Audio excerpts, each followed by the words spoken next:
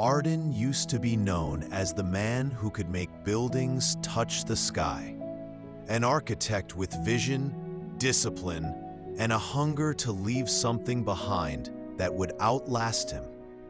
He worked for years, believing success was built like concrete, layer upon layer, until perfection was achieved. But one morning, everything he believed in crumbled. Something shocking happened that he could never even think of, even in his scariest dreams.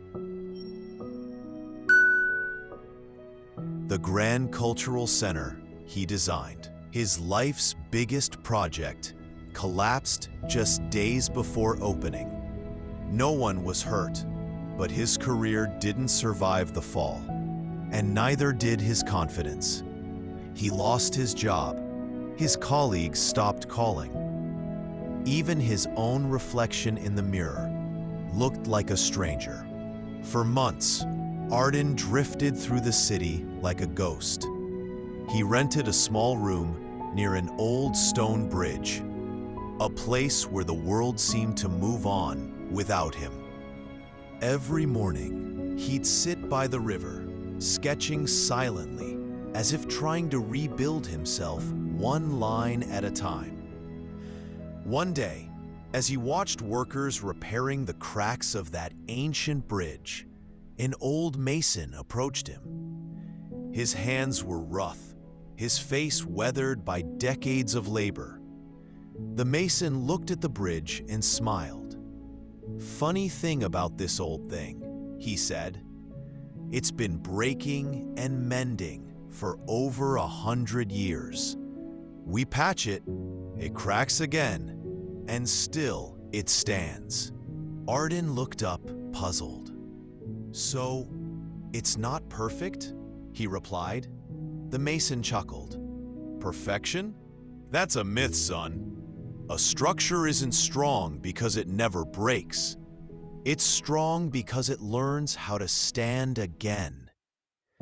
That line stayed with Arden. All his life, he had been afraid of cracks.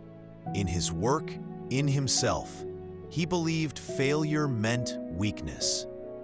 But now, as he traced the bridge's uneven lines in his sketchbook, he saw beauty in its imperfection, a living record of endurance. He began to draw again, not to prove anything, but to understand. Slowly, he returned to architecture, not as a man chasing perfection, but as a teacher, helping young apprentices avoid his mistakes. In his small workshop, he started telling them, every broken draft, every miscalculated line teaches you something the perfect one never will. And soon, people noticed. His humility became his strength.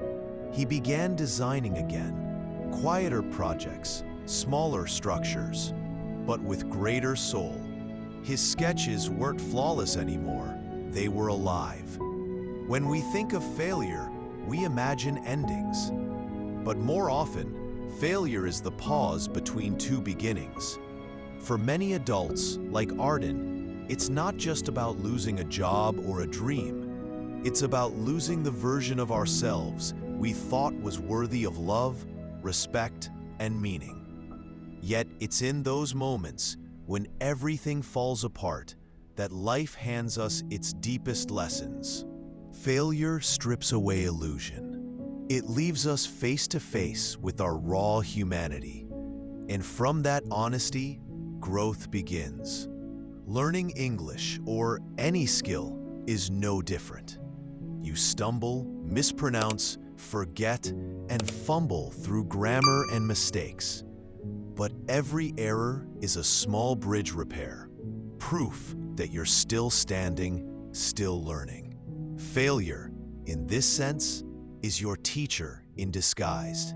So, if life has broken something within you, don't rush to rebuild it as it was. Sit by your own bridge for a while.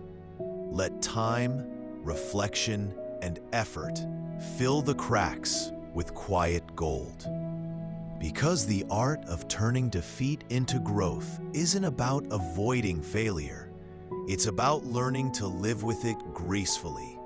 Arden never built another tower that touched the sky, but the ones he built later, the schools, the homes, the community centers, stood firmly, humbly, and beautifully imperfect.